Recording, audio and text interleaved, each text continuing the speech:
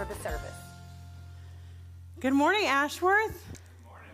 I'm so glad you're here this morning, and I'm excited to continue on in this series, Living the Dream, talking about Joseph. I'm looking around the room. If I haven't met you, I'm Amy. I'm on staff here at Ashworth, and I'm so glad you're here. We've been in a series on this guy from the Old Testament, Joseph. Okay, are there any other Broadway musical people who love Broadway musicals in the crowd? Yes. Anybody seen Joseph? So good. This week I got on Spotify and went back to the old Andrew Lloyd Webber, Joseph in the Amazing Technicolor Dreamcoat, and sang along to all the songs. In fact, it took me back to a core memory in childhood.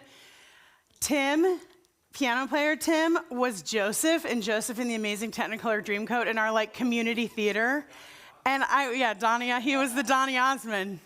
And I was just a kid living in the shadow, learning all the music, learning all the songs. I was singing those this week and feeling all the feels. I've been loving this series. I love a story and love the invitations in this story. But if you're not familiar with the story of Joseph, or you need a little reminder if you haven't been here, essentially we started a number of weeks ago, and what happens is Joseph is the son of Jacob, has many brothers, but he's kind of the favorite brother. And he was favored by his dad, so he was given this beautiful, amazing Technicolor Dreamcoat robe. And he was this 17-year-old guy, good-looking, good kid, and he has dreams. And he has these dreams that make people mad. And so he has dreams that people bow down to him, that even his family, his father, bowed down to him. And he tells people. And so they get mad at him. His brothers already don't like him. They sell him. They throw him in a pit, sell him to Potiphar. And then he works for Potiphar. And while he's in Potiphar's house working for this powerful man, his wife seduces Joseph, or tries to seduce Joseph. It doesn't work. And but it looks like it worked. He is accused of doing something to Potiphar's wife. And so he's thrown in jail. And then while he's in jail, we heard this last week, he gives two dream interpretations to two different guys in the jail who are going through a hard time, and they tell him, hey, we're having these bad dreams. Can you interpret them? And he does. And if you remember, if you were here last week, the very end of last week is the last line of chapter 40 is and Joseph was forgotten. The cupbearer, he had told the cupbearer, hey, remember me when you get your position back with Pharaoh, remember me and tell him I'm here and that I'm here unjustly. And then you just leave with this and he was forgotten. The cupbearer didn't remember. And I had a lot of guilt over that all week. I was like, that's me. I would have been the cupbearer. Unintentionally, I forget all the details. So forgive me if I've ever, left you hanging. Oh, but I related to that cupbearer. And you just imagine what Joseph went through sitting in that jail. And that's where we pick up today at chapter 41. So Joseph has been unjustly in jail for 2 years, forgotten by the cupbearer. When we pick up Genesis 41:1. When 2 full years had passed, Pharaoh had a dream. He was standing by the Nile. So there's new dreams happening now. This time it's Pharaoh.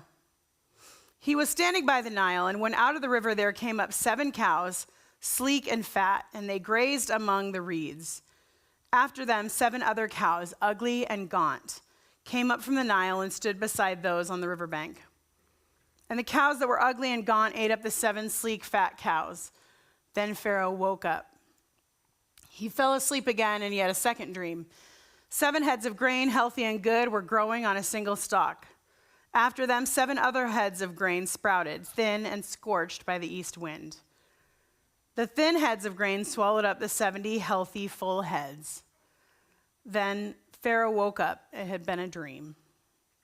In the morning, his mind was troubled, so he sent to get someone to interpret it. He sent for the magicians and the wise men of the time. And then the chief cupbearer has this memory. He says, today I'm reminded of my shortcomings. Pharaoh was once angry with his servants when he imprisoned me and the chief baker in the house of the captain of the guard. Each of us had had a dream the same night, and each dream had a meaning of its own. Now a young Hebrew was there with us, a servant of the captain of the guard.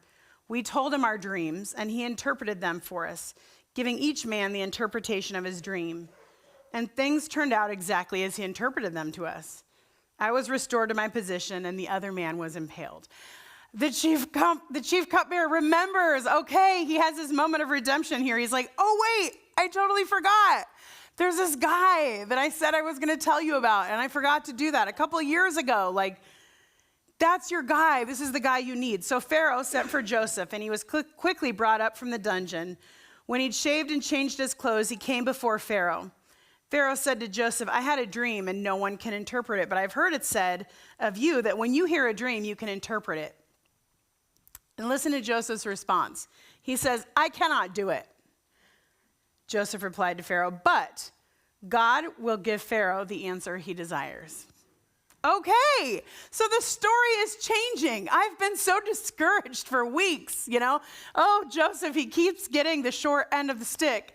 He's been in the pit. He's been in jail. Like, this poor guy. And last week we left here, worshiping and singing. And I just kept thinking about, the cupbearer forgot him, and he's in jail, But now there's some redemption in this story. There's something is shifting in this story. Joseph finally gets remembered.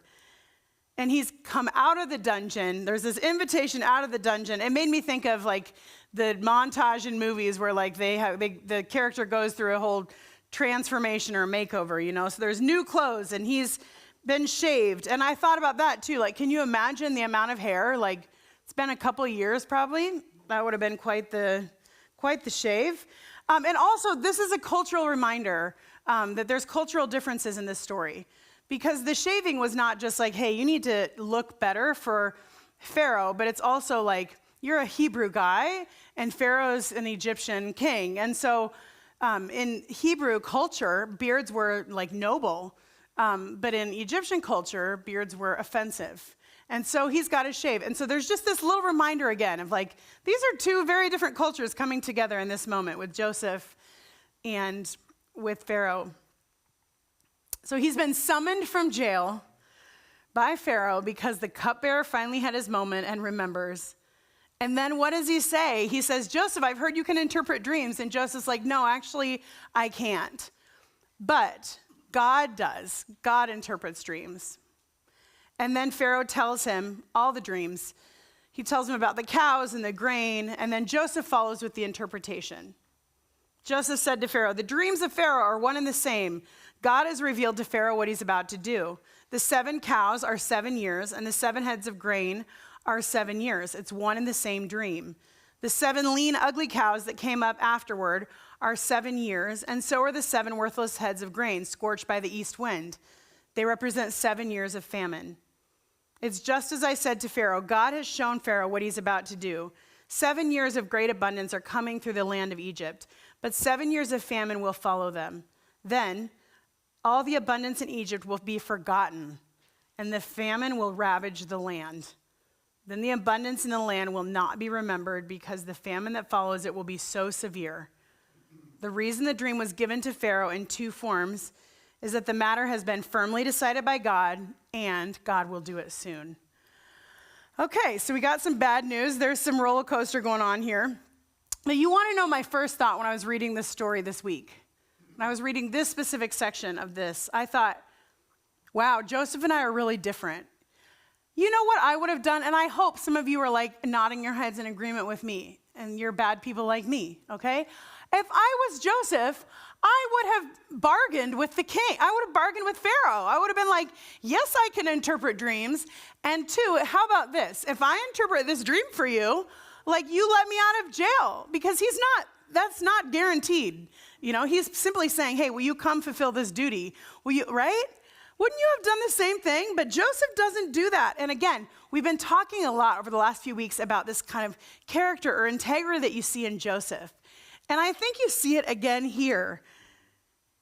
There's something interesting here. Joseph does not respond the way I would respond because Joseph is not self-serving.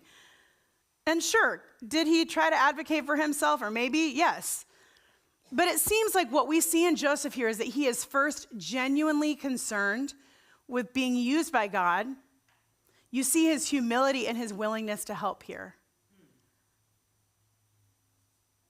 we see that Joseph is the same guy that he has been in the previous chapters. He's humble, he's faithful, he's not self-serving. And so Joseph gives this interpretation. And it sounds good, and it also sounds bad. There's going to be famine that's so bad that you won't even remember how good the abundance has been the 7 years before. And what else does Joseph do in this moment that amazes me? He talks about God. He keeps bringing God up. He says, God has revealed to Pharaoh. Like, he's honoring Pharaoh almost. He's like, God is revealing things to you, Pharaoh. And do you remember, he's an Egyptian guy. He is not a believer even in the Hebrew God that Joseph believes in. And he's saying, hey, my God revealed something to you, Pharaoh. It says, he continues to bring God into this conversation, which I think is so interesting. He's like, God has shown you, Pharaoh. This has been firmly decided by God, and God will do this soon. He's reiterating. And again, you see Joseph's spiritual maturity here, that he's pointing out, God is behind all of this work. God is giving you this dream for a reason, Pharaoh, and God is giving me the interpretation of the dream. Do you see God is at work in all of this? And so Joseph goes on then to interpret the dream, as I said, but then he does something new. There's something a little different. Each time we've seen Joseph interpret a dream, it's just been the dream, but there's more to this story. Now Joseph, he interprets the dream, and then he begins to break down. Here's what I think you need to do. In verse 33, he says, and now let Pharaoh look for a discerning and wise man and put him in charge of the land of Egypt. Let Pharaoh appoint commissioners over the land to take a fifth of the harvest of Egypt during the 7 years of abundance. They should collect all the food of these good cities for food. They should collect all the food of these good years that are coming and store up the grain under the authority of Pharaoh to be kept in the cities for food. This food should be held in reserve for the country to be used during the 7 years of famine that will come upon Egypt, so that the country may not be ruined by famine. And it says, the plan seemed good to Pharaoh and all of his officials. So Pharaoh asked them, can we find anyone like this man, one in whom is the Spirit of God? Then Pharaoh said to Joseph, since God has made all this known to you, there was no one discerning and as wise as you. You shall be in charge of my palace, and all my people are to submit to your orders. Can you imagine what he's thinking in this moment? Only with respect to the throne, only formality am I greater than you. So Pharaoh said to Joseph, I hereby put you in charge of the whole land of Egypt. Wow.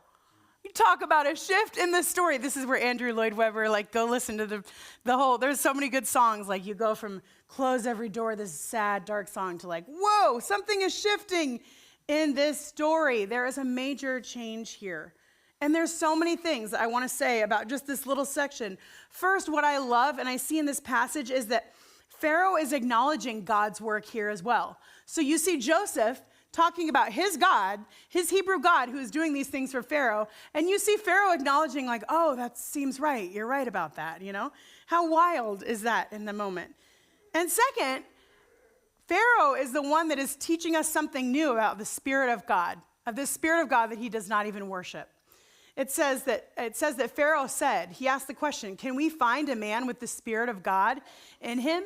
That's that same word that it's clear from Genesis 1, that ruach, that idea of the Spirit, the ruach of God, the Spirit of God that hovers over the waters.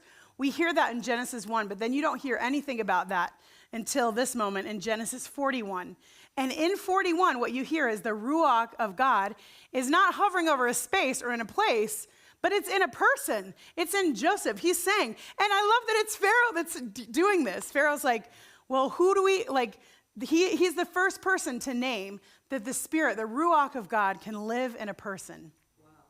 And he says, it seems like it's Joseph. Isn't that wild in that moment? And then he acknowledges again that God is behind all of this. He says, well, Joseph, since God has made all of this known to you, since your God has made all of this known to you and your God, Spirit, lives in you, then I think you should do this. It seems like you're the guy for this job. Wow, can you imagine what Joseph is feeling in this moment? I love that he interpreted it, and then, I think that if he would have just given the interpretation, Pharaoh would have gone away devastated. Wow, We're going to have 7 years of incredible wealth and abundance, and then 7 years of famine that's so bad, my whole nation could die. But because Joseph does a little more, he's like, here's the interpretation. Now let me give you an idea of how to manage this process. And I want to sit with that for just a moment, because you know what's happening here? Really good kingdom of God work. And you know what it is? Making sure people are fed, making sure that there's commissioners appointed all over the land, counting out a fifth of the harvest and storing it up for future famine. This is administration. This is administrative gifts. And I love this and I laugh because I'm so bad at this too. But there are people here in this church, Liz is not here this morning, but there are people here, many of you who are administrators, who are great at organizing. My husband's sitting right here, great at organizing and planning. Eliza, making sure people are gathered in their spaces and that people's needs are met, and doing the behind the scenes work to make the thing happen. That is many of you. And I think it's so interesting in this spot because God doesn't use a priest or a religious leader to save his people from famine and death here. You know what God needs? He needs an administrator. He needs a project manager. And so for those of you in the room, I know you actuaries, I know you people who work behind the scenes, and you're like, I'm not a pastor, I'm not a preacher, I'm not a worship leader, I don't want to lead a Bible study, I don't want to lead a prayer time. You think God has not called you in those ways. That's okay. God's work is also in administration. So no matter what you do, whether you work at, whether you're doing actuary work, or you're doing, you're an administrator in your office, or it doesn't matter where you are, it doesn't matter what you're doing, there's always a way that God can be using you in your midst. If the Spirit of God is living in you, as Pharaoh said, as Pharaoh told us, the Ruach, the Spirit of God lives in each of us. And if that's true, then the Spirit of God can work through you no matter the situation you're in. And I want to say to you, administrators and planners and detail-oriented people and people who can see the big picture and break it down into small pieces, God uses you and wants to use you. Amen? Amen. You hear my passion? Because I need you. I need you. These are the people that I surround myself with. Amen. We got a clap over here. Thank you. That's just a side note. So here we see what happens next. Pharaoh took his signet ring from his finger and he put it on Joseph's finger. We know that the ring in that culture would have meant authority. He puts his authority, gives his authority to Joseph. He dresses him in robes of fine linen and he puts a gold chain around his neck. He had him ride away in his chariot as his second in command. And people shouted before him, "Make way!" Thus he put him in charge of the whole land of Egypt. Then Pharaoh said to Joseph, "I'm Pharaoh, but without your word, no one will lift a hand or foot in all of Egypt." Like, I'm still in charge, but trust me, no one will do anything without you, Joseph. Pharaoh gave Joseph the name Zephanath-Paneah, and he gave him Asenath, daughter of Potipharah, priest of On, to be his wife. He gave him a wife even. And scandalous because she was of a different religion. And Joseph went throughout the land of Egypt.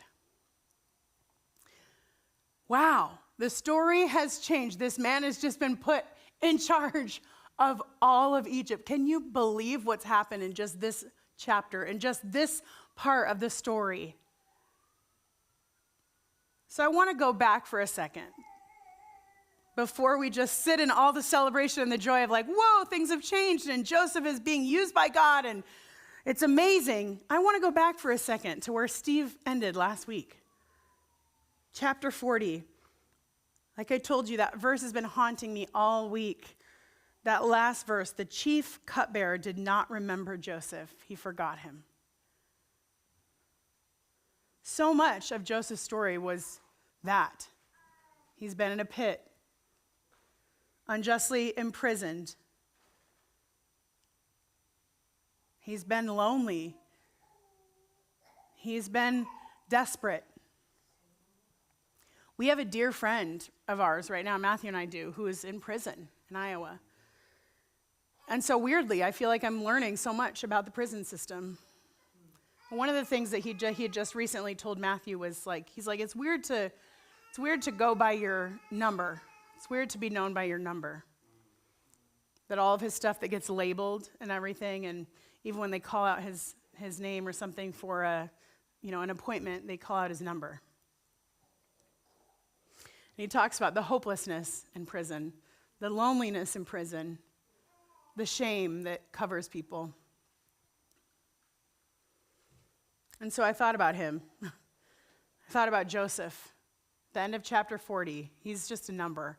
In fact, it's interesting when the cupbearer goes to tell Pharaoh about Joseph, he doesn't call his name. He doesn't remember his name. He's like, there's this Hebrew guy who's a slave, and he's in jail. I was in jail with him. He'll just sit there in that moment of like despair, of loneliness, of being completely forgotten.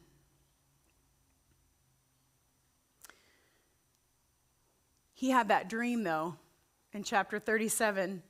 13 years ago was that dream. That dream that people bowed down to him. That dream that got him sold and in prison is now suddenly being realized in a moment. Joseph has been misunderstood. He's been kicked out of his family. He's been thrown into a pit. He's been sold into slavery by his own brothers. He's been falsely accused, unjustly imprisoned.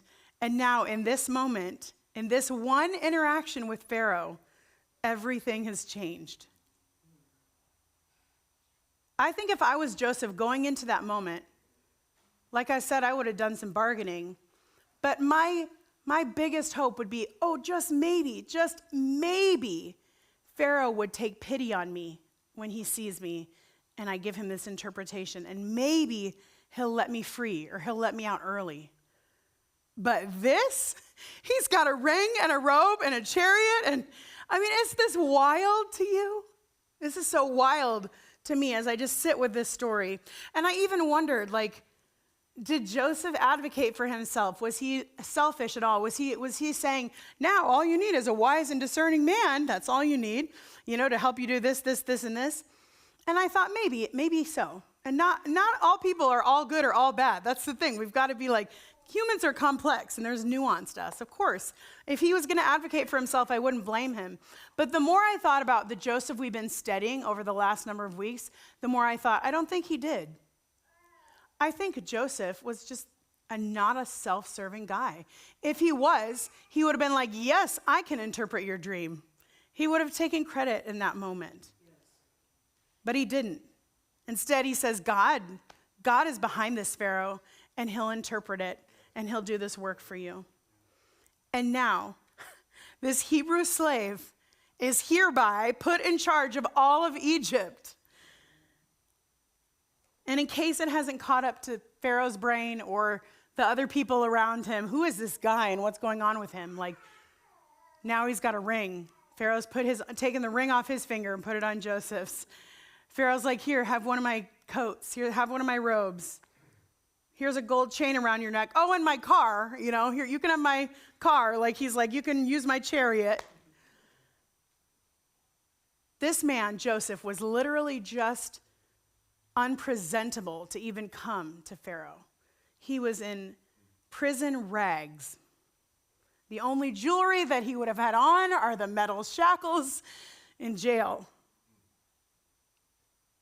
And everything, all the commentaries I read this week, I was just laughing, which is the best one? Prison to palace, or pit to prestige, or pitiful to powerful, all these cheesy lines.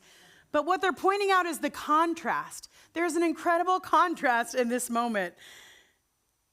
The contrast is so strong, going from unjustly imprisoned and forgotten to now the second in command of Egypt. You see this descent to this ascent. He's been in a pit. He's been in prison. Now here he is. And he's actually gone up and down, right? It was in a pit. Then he goes to Potiphar's house. Then he's down again, the descent into prison. And now here he is. There's this ascent again to a measure beyond what he could have ever imagined. He could only have dreamed about, and he did dream about it. So my question this week, even for myself, was how did Joseph get here? How did he get to this place? How did he get this place in Pharaoh's palace?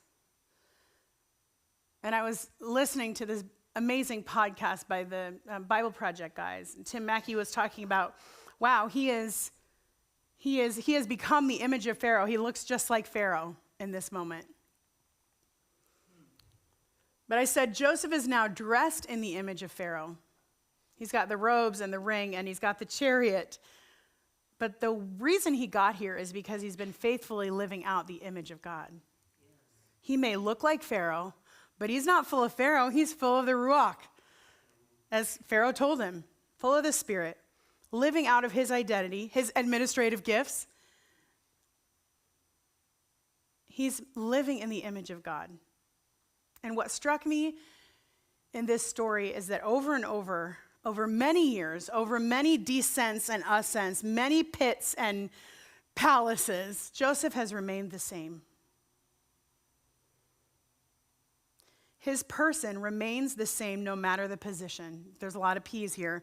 Person, it could be posture even. His posture remains the same no matter the position, whether it's the pit or Potiphar's house or a prison or a palace. Joseph was faithful and willing to be used by God, honoring God, being himself in those spaces. It made me think of Paul when he says, I know what it is to be in need. I know what it is to have plenty. I've learned the secret of being content in any and every situation, whether well-fed or hungry, whether living in plenty or in want. I can do all things through him who gives me strength. Joseph was content in these situations. Joseph was consistently faithful to God, full of integrity, willing to serve in every posture, every position, every place. Verse 46 says that Joseph was 30 years old when he entered the service of Pharaoh, king of Egypt. And Joseph went out from Pharaoh's presence and he traveled all through Egypt. So the dream that he interpreted came true. For 7 years, Joseph just goes around Egypt collecting grain and collecting the abundance. And they said there was so much that they'd never seen that much abundance in their lives. And so Joseph just did his administrative work. He had his people who were commissioned over all these different areas, and he would strategically move a fifth of the grain and the harvest and store it for when famine came.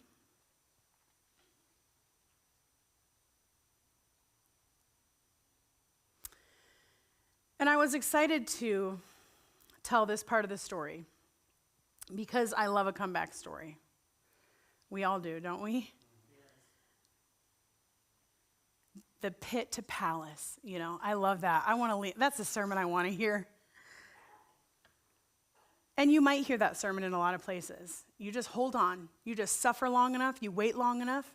You're faithful to God long enough. You will move from a pit to a palace. You will move from rags to riches. You'll get your promotion. You just hold on. That's what God does. But that's too simple of a story that we tell. Yes. Not everybody gets the promotion. Not everybody gets the healing in this life. Not everybody gets that comeback story or the rags to riches and the robe and the ring and, all of Egypt and all the influence. And this is not most of our stories, honestly. But through Jesus, we do. Because what we see in Joseph here is actually a picture of Jesus. I take such comfort in this story, in this particular part of Joseph's story, because although Joseph's story is not prescriptive for our life, though we want to think it is, it's not, well, if you do this, you get this. It's not that way. But what Joseph's story does is it reveals a bigger story of Scripture. It reveals Jesus. It reveals what's to come. And we follow, not Joseph, but we follow Jesus, and so we do get Jesus' story. Tim Mackey of the Bible Project said that this Joseph story points us to what's to come. Jesus, a suffering servant that God appoints to rule. His rule involves him descending down into death on behalf of others. And you know what? I had a thought even. I bet Jesus had a moment of feeling forgotten. He said, my God, why did you forsake me? Just like Joseph in the jail. I've been forgotten. Even Jesus felt that. But what we know is that through his suffering and death, he was exalted and becomes a source of life to others. So we take comfort in this story this morning, that Joseph gives us this glimpse of Jesus' story, which is truly our story. Our Jesus, our King, who descended into death and who rises to resurrected life and offers us the same. And we're going to celebrate that together in just a few weeks. But if it's not Easter for you right now, if you're not in a robe and a ring and a chariot, if you're in the pit or you're in prison, if you feel like you've suffered unjustly, I can't stand here today and say, like, just hold on, you're going to get your breakthrough, or you'll get your upgrade, it's coming. We want to preach that. That's the temptation. But what I can offer you this morning is a reminder that Jesus is your King, that Jesus is who we follow. And our stories are caught up in his story, which is a story of death and resurrection and redemption and restoration. That's what Jesus does. And in the meantime, we can learn from Joseph. Not a comeback story, but a contentment story, to be content in the midst. Whether it's the pit or the palace or prison or, Potiphar's place. And we hold on to the picture it gives us of Jesus and the contentment we can have in the middle of it. Genesis 41, just this chapter, to wrap it up, it ends with 7 years of famine. So that part of the dream comes true also. It says that the famine was terrible. But Egypt, because of Joseph, because of his faithfulness, because of the ways he was willing to serve, because of his gifts of administration, everybody had what they needed. It says actually that the whole world came to Joseph. The whole world came to Egypt to buy grain from him, including some people who he was not expecting, which we'll get to next week. The story continues.